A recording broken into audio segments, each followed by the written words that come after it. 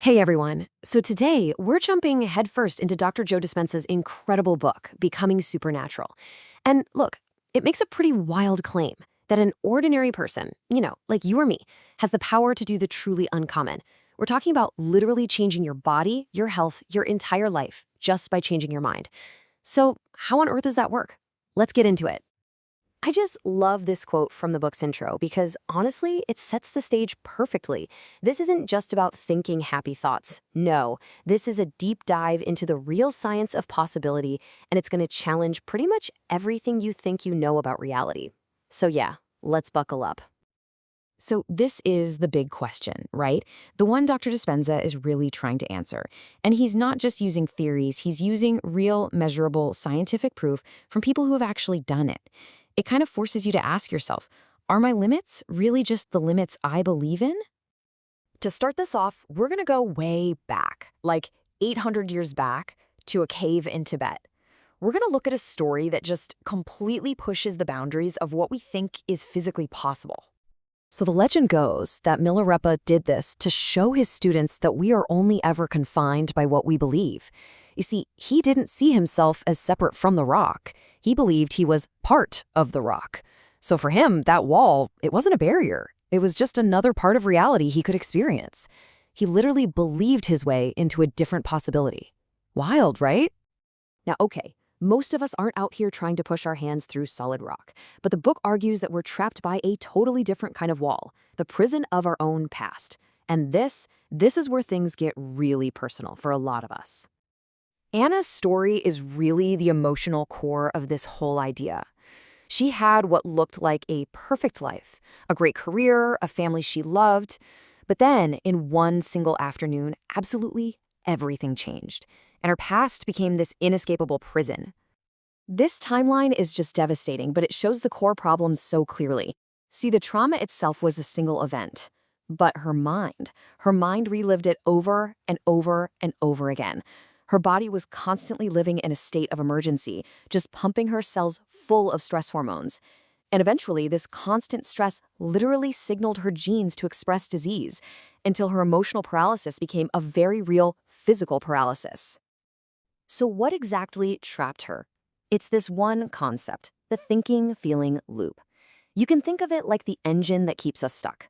You have a painful thought, which creates a chemical feeling of pain in your body. And that feeling, well, it makes you think even more painful thoughts.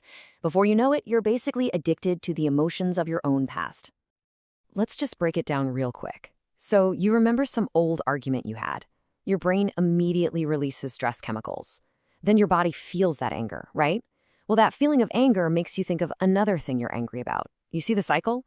Over time, your body becomes the mind, and it actually starts to crave those familiar negative feelings just to feel normal. And this is the absolute kicker. For Anna's nervous system, just remembering the trauma was exactly the same as experiencing it for the very first time, every single time.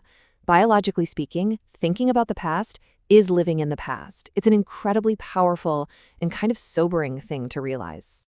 Okay, so that's the problem. But the book doesn't just leave us stuck there, which is great. It shifts into the science that actually makes a solution possible and gives us the tools to break out of that prison for good. First up is epigenetics, and this is a total game changer. It basically means your genes are not your destiny. So think of your DNA like a giant library full of books. Your thoughts and feelings, they're the librarians, and they're constantly choosing which books, which genetic instructions to pull off the shelf. By changing her internal state, Anna literally learned to put the disease books back and start checking out the health books instead. Okay, next up, we have the quantum field. Now, stick with me here. Dr. Dispenza talks about this as this invisible field of pure energy and information that connects everything. It's kind of like the raw material of reality itself, and it holds the potential for every single future you could possibly imagine. And it's not out there somewhere, it's right here, all around us and through us. This slide really lays it all out. We're basically living in one of two states. In survival mode, which is where Anna was, we're totally focused on the physical world, living in stress, and all our energy is locked into the past or some predictable future. But in creation mode, we open our focus up to energy and possibility. We live in elevated emotions like gratitude and joy. And we exist right here, in the present moment. And that is how we tap into the quantum field. So the big question is, how do we make that jump? How do we get out of the prison of survival and into the freedom of creation? Well, the key, according to Dr. Dispenza, is actually pretty simple. It all comes down to one single point in time. It's right here, right now, the generous present moment. Why is it generous?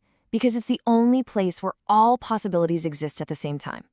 See, when you're truly present, you're not being defined by your past memories or worrying about the future. You just become pure awareness, pure potential.